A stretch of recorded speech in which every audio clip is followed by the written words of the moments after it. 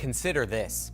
Tangibly hearing the instructions of Jesus Christ pour straight from his mouth, but never getting around to heeding said direction because it might change your current comfortable course. Or think about this, fumbling in the dark in an attempt to shift the world to its ideal version, but discovering misery because the correct process remains a mystery. The kingdom of the Father needs more than passive interest or good intentions.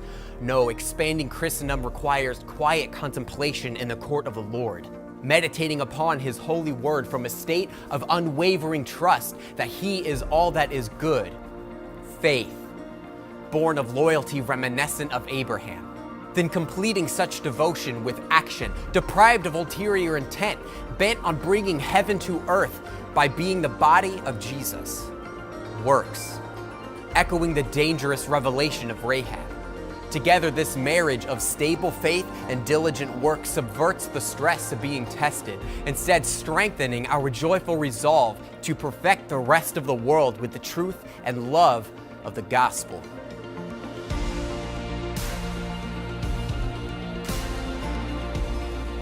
Good morning, church. How we doing?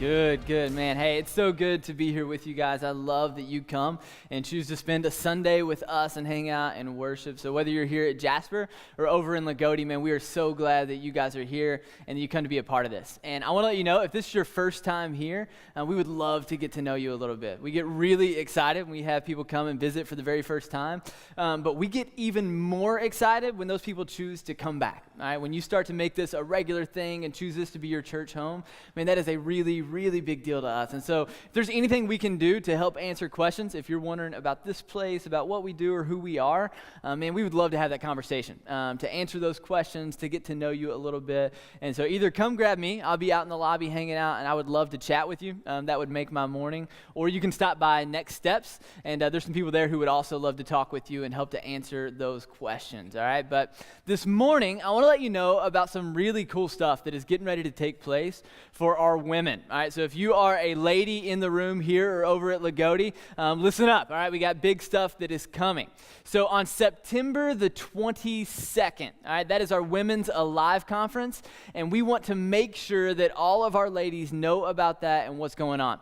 So I've been working with a team of women for about the last couple of months, kind of getting some things pulled together and some details and just planning out everything that's going into this weekend. And I got to tell you, I am really excited for what you guys are going to get to experience. Man, our speaker's coming. Her name is Carrie, and she's got some amazing stuff prepared to share with you all. We're going to get to worship together, to have some fun, and man, that was maybe the biggest thing in our meeting when we were planning out, what do we want for this weekend, for this event? We want it to be fun. That kept coming up over and over again, that for you all to take time to be here, to relax, this is going to be an awesome event. And so if you are a lady at our church or even outside of this church, this isn't just for us, this is for everybody, we would love for you to be here. So that means if you have a friend, all right, who doesn't come to church, who maybe you dreamed would never want to come to church, all right, this is the perfect event to invite her to be at. All right, this isn't just for moms or grandmas or young women or older women. This is for everybody. If you are a woman, this is for them. And so, man, get those invites and get them out there. We're gonna have some flyers at the door, just little information cards that would be a great invitation for them. So as you leave today, make sure and grab a couple of those, hand them out, get them in the hands of somebody that you want to be here for that. All right, registration is open. So you can go online and get signed up for that today if you like. Registration will be open from now up until the day of the event. But here's the thing I do want to let you know is that it's a little bit cheaper for the remainder of August. Starting in September, that cost will go up a little bit. All right, so go on and get that in your calendar and set the date that you want to get signed up before then. All right. Now, fellas, I know you tuned out on me there for a minute. Let's bring it back, okay? Because even though you can't attend this event, and I want to repeat that, all right? You cannot attend this event. This is a women's event, all right? But this doesn't mean that you can't support this event, all right? So there's a couple of ways that our men can do that. And here's the first one, is that we actually need some men that will come and volunteer during this event, all right? That may mean handing out some food trays and help direct traffic and all those fun things, because we want our women to not have to do that. All right, so they can come and actually attend. We need some guys that'll come and actually serve there. So if you're able to do that, man, come let me know. Come talk to me. Come let me know that you're available to be a part of that, because we need your help. And here's the other thing, is that I know for any of our ladies to get there's a lot of logistical stuff, a lot of scheduling stuff, a lot of things going on that might make that difficult. And so if you are a husband in the room, we want you to do everything you can to make that a little bit easier. All right, if that means working around some schedules, if that means taking the kids, if that means doing whatever it is you have to do, we want to ask you to own that. All right, and maybe that means some of our husbands, like guys, get together and you're going to throw a cookout and invite everybody over and you can have a blast and your wife doesn't have to know what the kids did while she was gone. All right, just as long as she knows that she can be gone. All right, that's the important part of that. So but we want to do everything we can to make it easy for women to attend. So if you can help out with that in any way, we want to challenge you to do that, all right? But again, that's September 22nd is our Women's Alive Conference. But this morning, we are continuing in a series that we've been in for a few weeks.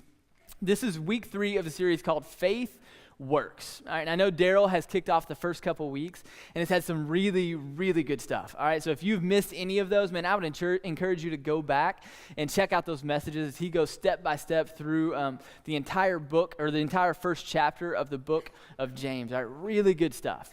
But this week we're going to be jumping into chapter 2. And it continues like this theme of James of faith and works. All right, you're going to hear that over and over and over again, that faith and works are tied together. Those two things are kind of inseparable. So you'll hear that what we believe, what we think about, what we believe in our hearts is directly linked to what we do, our actions. And man, James is all about some action. Now, this can be a little bit frustrating for us, all right, as people, because typically people fall into one of two different groups, all right, a little bit different. We'll see kind of which one you feel like you fit into the best. But usually people fall into either they are a thinker or a doer, all right? We got thinkers and we have doers, all right? So thinkers, like they want to meticulously think through every single thing that they do, all right? Before they take action, before they dive into anything, they want to have a plan together. They're going to read about it, study about it, and know everything they need to do to make this thing work, all right? So they're the type of people that like they will read every single word of the instruction booklet that comes with IKEA furniture, all right? That's how they operate. Well, then you have doers, all right? And now doers, they don't need instruction booklets, all right? They have 500 screws and the world's smallest Allen wrench, and they will figure this out, all right? Like, that's the way that they operate. And so they don't need to prepare or study or make a plan. They're just diving in. Anything else would just be wasting time. So they will dive in and just figure this thing out. So you may be one of those two kinds of people, and our thinkers are the type that, like, when they go into something, they do this. It's ready, aim, aim, aim, aim, fire, right? And then you have doers who just go ready, fire, aim. All right, that's the way that it's a little bit different. All right, so I got to ask, I don't know if you know which one of those you are, but who in here is a thinker? You like to plan things out, you know all the details, like, all right, I see some hands there. Who in here is a doer? Like, you're just ready to go. All right. A little bit of those two. It's always funny. Like, it turns out like all the thinkers and doer people, like, you're married to each other. And it's like, I just identified every fight you've ever had right there, right? Is it you want to think about it, they just want to go for it, and it's like, we'll figure it out later. You know, we'll see what happens. But to be fair, all right, James is going to make both groups of people a little frustrated. All right, he's going to make both of you a little mad because here's what James says. He says that faith without works is dead. All right, faith without works is dead. And here's what he means by that, is that you have to have faith, all right? You have to believe, you have to think about it, you have to understand it. You have to have faith. But then you also have to have works. That after you've thought about it, after you've understood it, you have to actually take action, all right? You have to actually do something with all the stuff that you've thought about. So it's faith and works. And faith without works is dead. That's what James tells us, which leaves us kind of thinking like, well, which one is it? Like, is it faith or works? Am I saved by faith or am I saved by works? Does God want us to do stuff or does he just want us to believe stuff? Like, James, which one is it? And James looks at us and he just says, yes, all right? Yes, it's faith and works. So these two things are inseparable, all right? You can't have one without the other. You can't believe one without doing something with it. So faith and works are inseparable. And here's the reason why, all right, is that we are saved, all right, as believers, we are saved by grace through faith. All right, you may have heard that before. We are saved by grace through faith. And what that means is that it's by the work of Jesus Christ, that what he did on the cross, what he accomplished, that is what saves us. And when you put your faith in that, when you believe it, when you put all of your trust, all of your hope, all of your dependence on what Jesus has done, it begins to change you. All right, that your heart begins to change. The way you see the world begins to change. And as it changes you, here's what happens. Your faith produces action. All right, that's the reason that faith and works are inseparable. You can't have one without the other. Our faith produces action. And so what that means for us as Christians is that we do not work to be saved, but we work because we are saved. All right, I want you to get that because that's really key to the book of James. We don't work to be saved. We work because we are saved, which means that our works, our actions do not come for salvation. They come from salvation. And that's really key, all right? Understanding that is the heart behind everything that we're going to read about in the book of James, from chapter 1 all the way through to the end, that we don't work for salvation, we work from salvation. So this morning, we're going to dive into chapter 2. So if you got a Bible or a Bible app, go on and open that up to James chapter 2. And we're going to be looking at the first 13 verses. All right, but I want to forewarn you. I feel like I need to let you know this, okay, just so you can stay engaged with me. Is that the first 13 verses, this whole section that James is talking about, he is going to be talking about the issue of favoritism. All right, favoritism. And here's what I know. I know that none of you walked into church today thinking, man, I really hope that we're talking about favoritism because, man, I've just been out of control. Like, I'm addicted to it. I've got an issue. I need a 12-step program because I can't stop with the favoritism, right? Like, nobody walked in here thinking that this morning probably, because here's the thing. When we think of favoritism, it kind of strikes us as a little bit childish. Right? Like, this is something kids deal with. This is an issue for the playground. This is something like, this is a sermon for teachers' pets, not for adults in the real world. All right? But what James is going to show us is that this is very much an issue for adults. That this is very much something that you and I deal with every single day. The difference is we're a little more subtle about it. All right? We're a little bit more, you could say, camouflaged about the way that we go about it. But we do this. All right? And here's what we do. Is that we will walk into a room and we'll start to evaluate people, right? We'll look them up and down and we'll look at the way that they're dressed. We'll look at the way they present themselves, the way that they talk. We'll look at what they drove to church, what they drove to work. We'll look at the house that they live in, and we'll take all of this information and we'll evaluate them and we'll decide, is this person valuable? Does this person have worth? And if they do, how much worth do they have? And so based on my personal preferences, based on my prejudices, based on what I think someone is worth and what value they bring to me, we'll evaluate them. And we decide, does this person matter or do they not matter? And see, as adults, we might not so much like to call it favoritism. The more correct word might be discrimination. But we're guilty of this. And James says that this is a very, very big deal. And it's a really important deal for the church to recognize, all right? Because here's the thing. When we allow favoritism in the church, it has the power to derail everything that the church is about. All right? Our whole mission that we want to go and reach lost people, we want to go and reach people who don't know the gospel and share it with them to hopefully change eternity for those people. Like, that's our mission.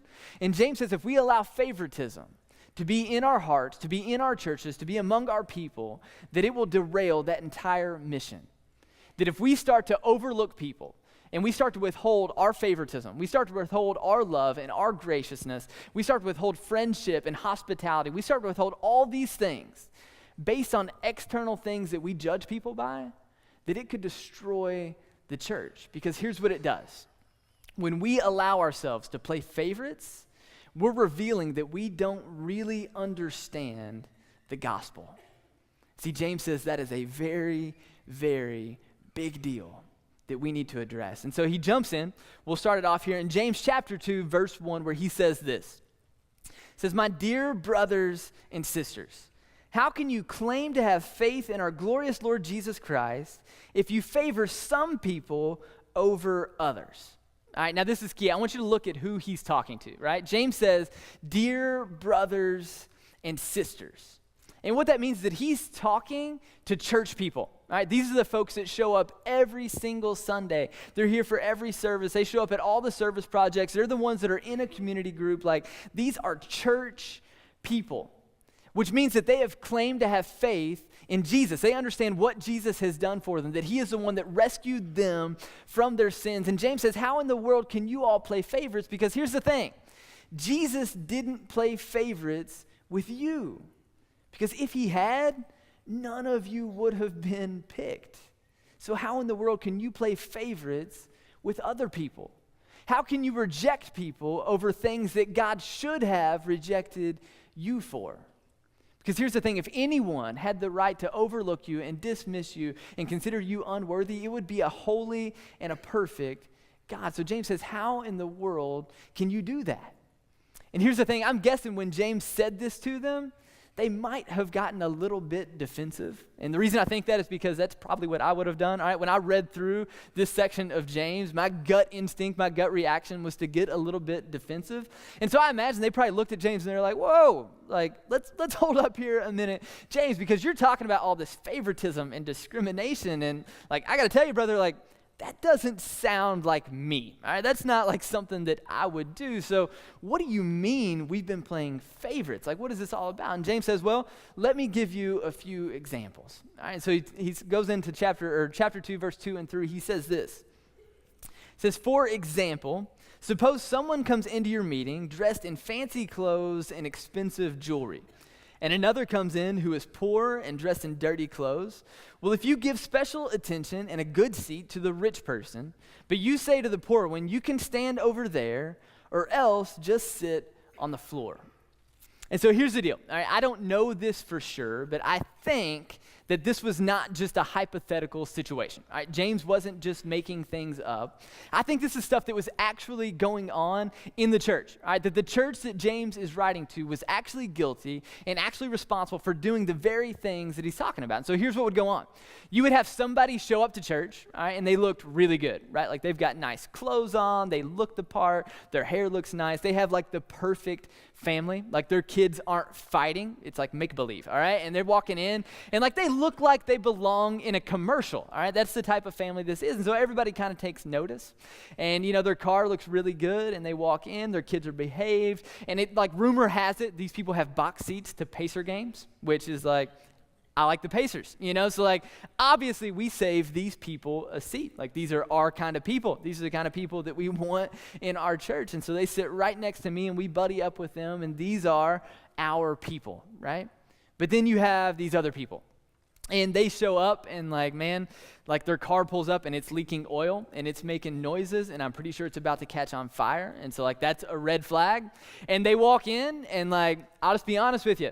This family doesn't belong in commercials, all right? This family belongs on YouTube, okay? Because like their kids are not perfect. Like two of them are fighting and mom's holding the youngest one and that poor kid's got Cheerios still stuck to his face. Like this is a mess. And based on the car and based on the shoes and based on everything else that I can see, I haven't seen their checking account. But I can tell you right now, they're not tithing this Sunday, all right? Like, that's the vibe we're getting from them. In fact, maybe we should keep them away from the offering plate. That's kind of the people that they're looking at. And so when they walk in, we're trying to decide, like, maybe these aren't exactly our kind of people. And so we kind of push them to the side. Now, you and I, we would think like, surely we would never do that, right? Like we would never judge people. We would never cast them to the side. We would never make assumptions based on things as shallow as the way that people look in the car that they drive. But the truth is, if we're being honest, we kind of do that, right? We just camouflage it a little bit better. And we still judge people and we still evaluate and we still look at the place that they live and all sorts of different things. See, James gives these examples about the way that they looked and what they were wearing, but the truth is we use a lot of other things. It's not just what they're wearing, but we look at the house that they live in, right? We look at the different relationships they have and the friends that they have. We look at, where they work at and what their position is. We look at, who they're married to. We look at what their gender is. We look at what their skin color is. And we look at all these different things and we begin to make assumptions. And see, that word favoritism, if you actually go back to the Old Testament, there's a phrase they use that actually defines this. All right? The actual definition of favoritism is to receive according to the face. That's what it means, to receive according to the face. And what that means is that you respond to someone strictly based off of the external, on what you see on the outside, on what you can look at, on what people appear to be. That's how you respond to them. And the truth is that is the exact opposite of the way that God operates, right? It says that God doesn't look at the external like men do, but God looks at the heart of who people are. And so when we judge people just on the external, here's what we're doing. We're evaluating their worth and determining what it will do to our worth. Like, what's the exchange there? In every relationship we have and every person that we encounter, we look at them, we decide, are you valuable? And if I have a relationship with you, what does it do to my value? Does it enhance it? Does it make me more? Does it add to it? Or does it take away? Does it deduct from how valuable I think I am and where I fit in with the rest of the world? See, what James tells us is that doing that is not just rude. All right, it's not just bad manners. It's not just socially unacceptable. But that to do that, to have favoritism, to discriminate, it's evil. That this is sinful. That the people of God should have nothing to do with it because God would have nothing to do with it. That this is evil. Look what it says in verse 4. It says, doesn't this discrimination show that your judgments are guided by evil motives? See, James calls it evil. This isn't just frowned upon. This is the type of stuff that Christians should have nothing to do with. We should be nowhere near it. And it may be easy for us to look at that and to think like, man, like James is really intense about favoritism. Like, is he going a little over the top? Because like this doesn't seem like quite as big a deal as what James is making it. But James says it is a really big deal, and here's why. It's because when the people of God, people that claim to follow Jesus, when they play favorites, here's what they're saying. They're revealing that they don't really understand what it is that they've been saved from. When we play favorites with other people, when we judge other people, we're telling them that we don't understand what it is that we ourselves have been saved from. And that is a very big deal. And James says that we should be nowhere near it. And so it's kind of like this, all right? We don't understand what we've been saved from. It kind of reminds me, did any of you grow up playing games outside, like where you had to pick teams? Anybody do that? Like you'd get a bunch of folks together, a bunch of friends from the area, and like you'd go play either pick up basketball, or you would play flag football, or maybe a kickball game, like whatever it may be, but you pick teams. Well, I used to do this, and I know, like, when I say that, there might be a little bit of a generational divide there because playing outside isn't as much of a thing anymore, all right? But, like, I'm in a weird position because, like, I'm a millennial, but I'm, like, the oldest millennial, all right, ever. I'm like grandpa millennial. And so what that means is that I grew up using computers, all right, but I also grew up playing outside. And so if you are younger than me, like I've got some stories like that would blow your mind, all right? Younger millennials, come over sometime. I'll tell you all about landline phones. Like you guys, it was dark times, all right? You don't even know. Dial-up internet, like it's a whole different deal. I'll have to let you know. But get back to this. But we used to do this, right? We would go outside and we would play games and you had to pick teams, all right? Very unfair. This would never go on in gym class today because feelings got hurt. All right, but you would pick teams, and the way you did this, all right, you would pick teams by choosing, there'd be two captains.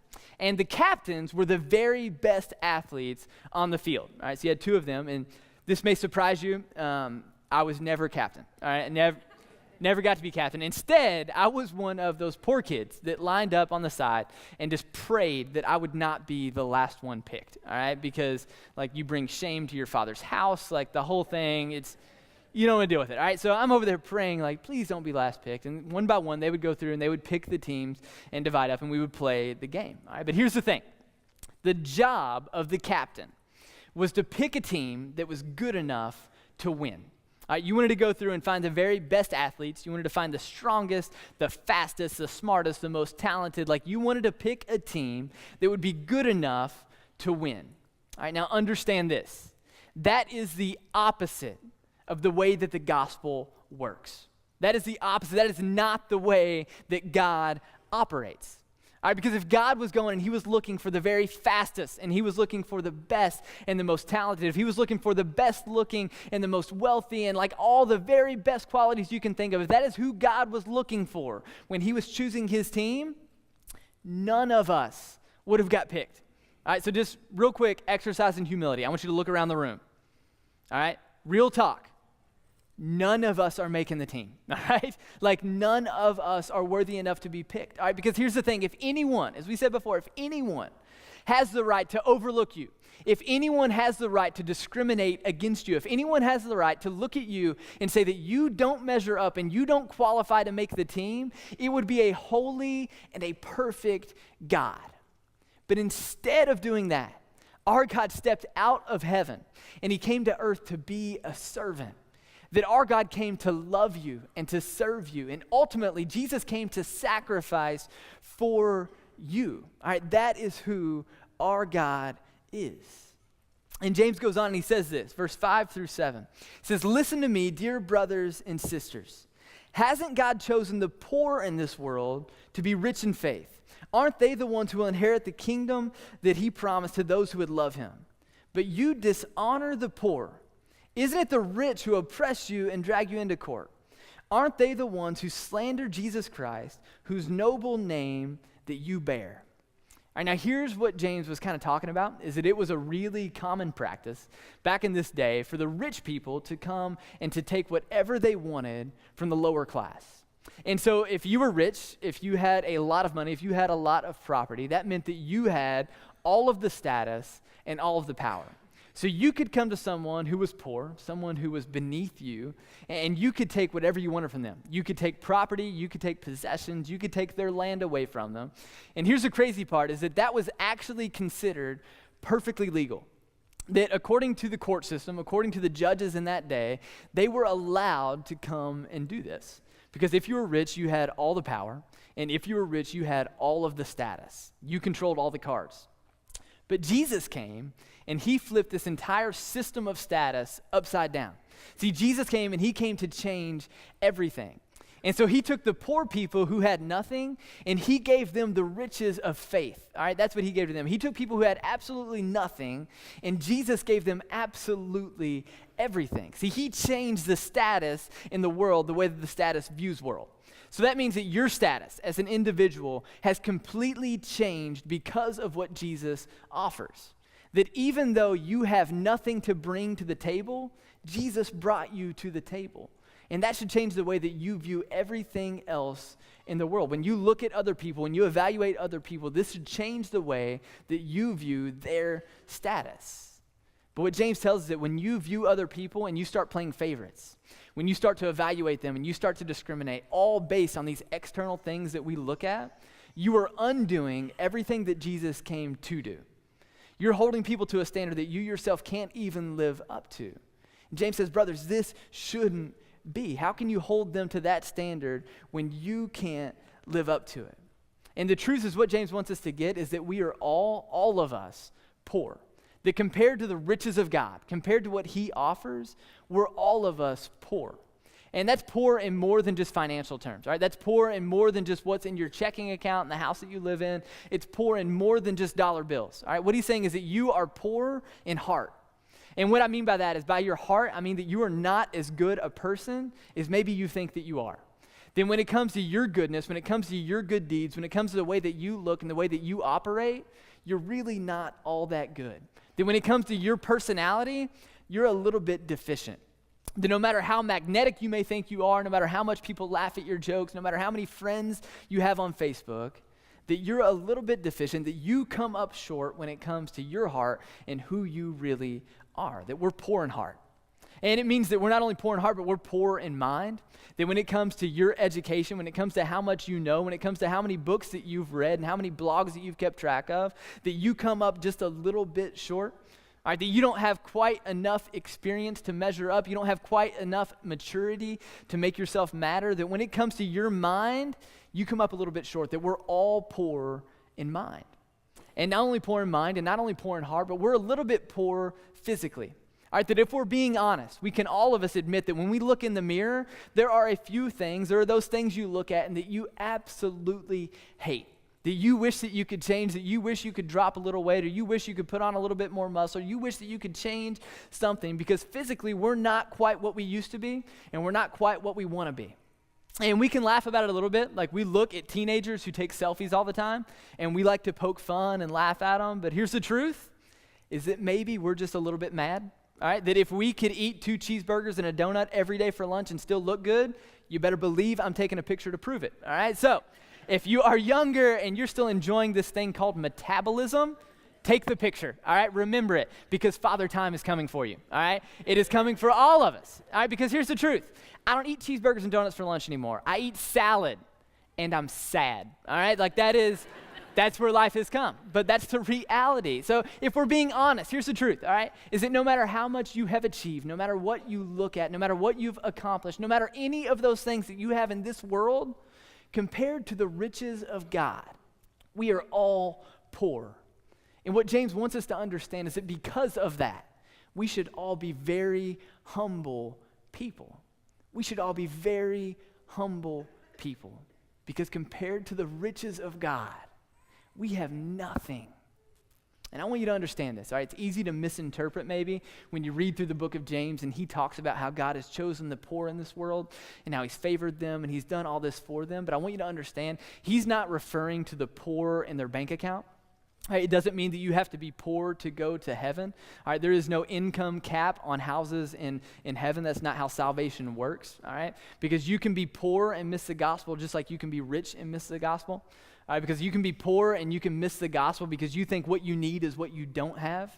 So you set your heart on those things. But you can be rich and you can miss the gospel because you think what you need is what you do have, and you set your heart on just getting more of it in this world. But the truth is, it's not what you have and it's not what you don't have that will keep you out of heaven. It's anything that you set your heart on that isn't Jesus. It's anything you desire, anything you hope on, anything you lean your life against that isn't Jesus that will keep you out of heaven. All right, because here's the truth, all right? In order for you to be saved by what Jesus has done, you have to first recognize your need for what it is that he's offering. And I want you to get that, all right? In order for you to be saved by what Jesus has done, you have to first recognize your need for what it is that he is offering. I mean, that's what James is trying to get us to understand. When we put our hearts on the things of this world and we start judging people based on the things of this world, we miss out on what it is that Jesus has done. And man, what it is he's done and what it is he is offering is so much more and so much better than anything that we will find in this world. So don't get blinded by it. Don't get blinded by the stuff that culture throws up and the stuff that this world brags about, because that is the stuff that will keep you away from what Jesus is offering. I mean, James goes on to try to make this even more clear for us. If you look in verses 8 through 11 of chapter 2, he says this, he says, "Yes, indeed, it is good when you obey the royal law as found in the scriptures. Love your neighbor as yourself. But if you favor some people over others, you are committing a sin. You are guilty of breaking the law. For the person who keeps all of the laws except for one is as guilty as the person who has broken all of God's laws. For the same God who said you must not commit adultery also said you must not murder. So if you murder someone but do not commit adultery, you have still broken the law." Now, James kind of lays a lot out there for us, all right? But here's what he's getting at, is that this royal law, that's the great commandment. And that should sound a little bit familiar for those of us who were around for our last series. It was called GOAT, which means greatest of all time. And in that series, we talked about the greatest commandment of all time. And that's Matthew 22. That's what James is quoting here. It's to love the Lord your God with all of your heart, with all your soul, with all your mind, and with all your strength. And to love your neighbor as yourself. All right, that's the first and the greatest commandment. That is what Jesus said was the most important thing for you to do, that all the law and all of the prophets hang on keeping this one commandment. That if you're only going to keep one, if you're only going to do one thing, if you're only going to be right about something, be right about the royal law, be right about the great commandment. You need to do that. And what James is pointing out, and what he's highlighting for us, is that as believers, as a church, as the people of God, we have, all of us, broken the royal law. Then when it comes to loving God with all your heart, soul, mind, and strength, we've blown it. All right, when it comes to loving your neighbor as yourself, we've all messed it up. And if we're being honest, we've probably all messed up both of those already this morning. That a few times I have failed to love God in the way that he demands. And a few times I have failed to love people as I love myself. We have all broken this law. And we can get defensive. We can say, well, James, you're talking about favoritism. You're talking about the way we look at other people. Like, these seem minuscule compared to the other larger issues in our world. Like, it's not like I killed anybody, right? It's not like I've committed adultery. It's not like I've broken up my family. But what James says is that if you've broken one part of God's law, if you've come up short in one area, then you've come up short in every area. Not good enough in anything means you are not good enough in everything. It's kind of a bummer, right? Because we look at that, and what that means is that everyone in this room, and everyone James was talking to, and everyone that has ever been has broken this law. We are all of us, you and me, everybody here, we are all lawbreakers. We've all broken the law. And James is saying, how in the world, as a bunch of people who are lawbreakers, as a bunch of people who came up short of God's standard, are you going to hold other people to a standard that you can't live up to yourself? How do we do that? How can we as a church have this double standard for what we are as a collective and what we demand from a world on the outside? Man, that's the biggest criticism that the church gets a lot of times, right? Is that those people are a bunch of hypocrites. We hear that a lot. You've probably talked to people. You may have family with people or be friends with people or work with people who have said that. That, man, the church talks one thing, but they live out something totally different. That, man, they talk about this grace and this awesome love that God offers, but, man, that's not exactly what my experience in the church has been. And the sad part is they're right. For a lot of them, that has been their experience, that they've come to church and they've been burned by it. And they have known people who claim to have faith in Jesus, and they've been hurt by those people, and they've been let down by them. I mean, I guarantee you in a room this size, between this campus, and I guarantee you over at Lagodi at that campus, that there are people here who have been burned and hurt by the church in ways that never should have been. You have been let down and disappointed by followers of Jesus in ways that never should have been. But here's what I know is I know that we're not perfect.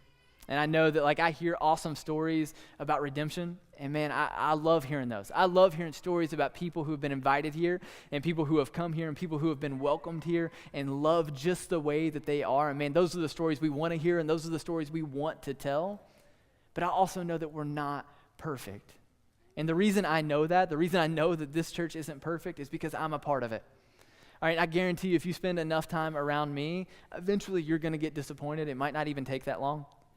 All right?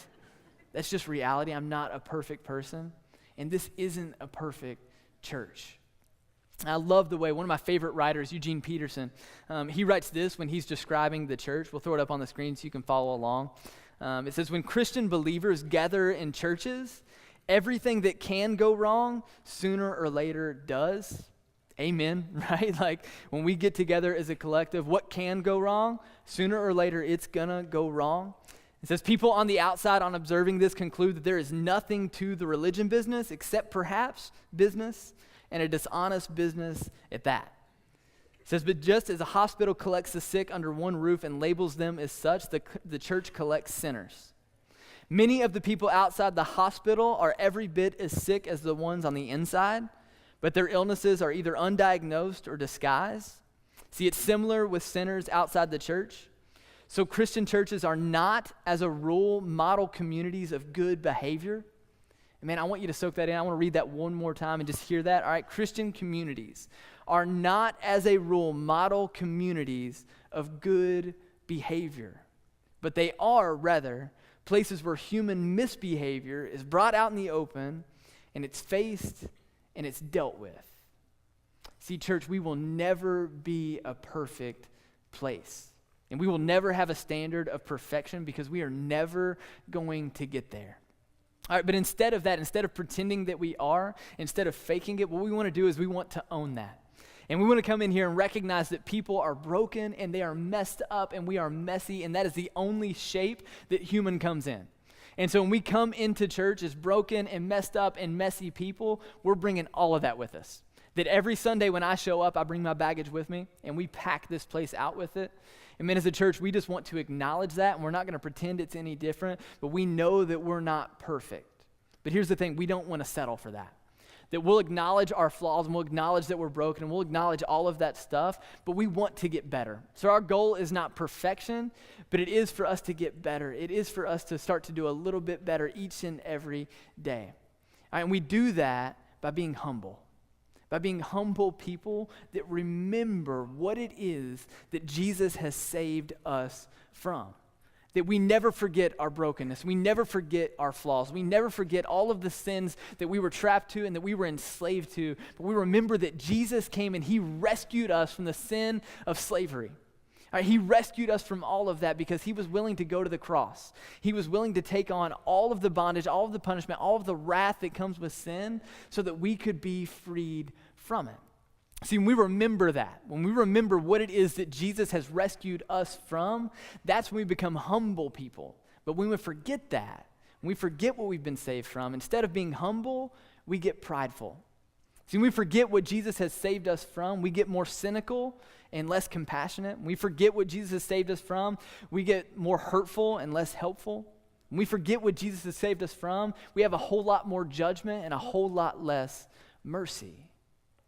See, James says we need to remember what it is that we have been saved from, because that keeps the church humble. And that keeps people that even though they aren't perfect, that helps us make progress. When we remain humble and we remember what it is that Jesus has saved us from. See, James continues. We got 2 more verses. Verse 12, he says this. He says, so whatever you say and whatever you do, remember that you will be judged by the law that sets you free. And what James is reminding them, this is pretty heavy stuff. He's saying, remember that everything you have ever said and everything you have ever done, everything you have ever thought, everything you should have done, but you didn't do, that someday you will stand accountable before a holy and a perfect God for all of it. Now, I don't know about you, but for me, that's cause for concern. All right, because how many of you have ever said something that you wish you hadn't said? Anybody else with me? Yeah, there's some hands up. How many of you have ever thought something that you hope no one ever knows that you thought? I don't want that getting out in the open. See some hands here. I know there's some hands over in Lagodi. How many of you have ever not done something you wish you had done? Anybody ever done that? Man, we could go on and on all day, but here's my point, is that all of us have to acknowledge that we are sinful, we are messed up, and that we are not perfect, but we will stand accountable to a perfect and a holy God. I mean, there should be a little bit of tremble in that. There should be a little bit of fear in that, of what it means to stand before a holy and a perfect God. That before him, with all of your sins that you are guilty of, there is no justifying yourself and there is no defending yourself. In that moment before God, the only thing we can do, the only thing you can do is ask for mercy. That's all you can do, is ask for mercy. And here's how James wraps up. Verse 13, he says, there will be no mercy for those who have not shown mercy to others. Now, I want you to get that. That's that final reminder to never forget what it is that you've been saved from. That there will be mercy for those who have been saved with mercy. Man, when we withhold that, when we keep that from other people, and we don't give them what we've been shown, it says there is no mercy for those who have not shown mercy. But if you have been merciful, then God will be merciful when he judges you. And that last part, I love the way the ESV puts this. It says that mercy triumphs over judgment. I mean, that is a beautiful thing. For all of the fear and all of the trembling and all the concern that comes with when we think about us standing before a holy and perfect God, with all of our flaws, with all of our imperfections, man, there should be a relief and a joy that comes from that statement, that mercy triumphs over judgment. Mercy triumphs over judgment. Because, church, that is the gospel. All right, that is Jesus on the cross. That is the place where all of God's judgment, when all of his mercy meets the place of all of his mercy, all of his grace, and it's poured out right there on the cross. All of his judgment poured out on Jesus and all of his mercy made available to anyone who puts their faith in what Jesus has done. Man, church, we should never forget that. We should be relieved by that. We should be joyful by that. And we should be changed by that. That we serve a God whose mercy triumphs over judgment. So, man, to close up, I just want to ask you this one question. All right, have you experienced that? And don't overlook that. All right, this morning, I want you to think, whether you've come to church for 10 years, 20 years, your whole life, or if this is your first Sunday, I want you to ask and really consider this question. Have you experienced that? Have you experienced mercy triumphing over judgment? Because, man, I know what it feels like to feel the weight of your sin. Man, I know what it feels like to go to bed every night and feel shame hanging on you. And I know that that can be crushing and that can be defeating. And, man, if that is your experience, then, man, I want you to have a new one this morning. That instead of feeling shame, instead of feeling judgment, instead of feeling all that stuff, you can have mercy triumph over judgment. So have you experienced that? And I don't just mean experience church. And I don't just mean this experience understanding a little bit of scripture and some worship songs. I mean, have you really experienced the goodness of the mercy of God? Because, man, that changes lives. Man, if you haven't, then this morning you can. That as you stand before God condemned and crushed in your sin, man, you can ask Jesus for his mercy to triumph over judgment. And it will. He is able to do that. And here's the last thing, that if you are a believer, if you have faith in Jesus, if you've already confessed that and you're already following him, then for us, we should never, ever forget this, that the goal of every believer every single day is to never take our eyes off the cross, to never forget what it is that Jesus has done for us, that his mercy did triumph over judgment. And that means that we are not, as a church, we are not as believers, we are not as followers of Jesus, perfect people, but that's all the more reason that we should be humble people and joyful people. That every single day we are a walking display of what it looks like for mercy to triumph over judgment, because that's been our experience in our own lives. That, man, we can live as a walking example of God's grace and God's love and God's compassion and God's goodness and God's kindness and God's all of his goodness, all of that. We could be a walking example of that every single day to every single person that we encounter. And here's the beauty of that. That's what the church is. That for a world that is desperate for mercy, that is drowning in judgment, we get to be a church, we get to be a people that points to a God who is rich in mercy and rich in grace. Because, man, that is what our world needs. Now let's pray. And Father God, Lord, we thank you so much for being a God who is holy and who is perfect and who is everything that we need. And God, I just pray this morning that you would open our eyes to recognize that what we need is exactly what it is that you are offering. That, man, in the cross of Jesus, we can celebrate that your mercy triumphed over judgment. Man, I ask that we can receive that this morning and we can live that out every single day, that we never forget what it is that we've been saved from. It's in Jesus' name that we pray. Amen.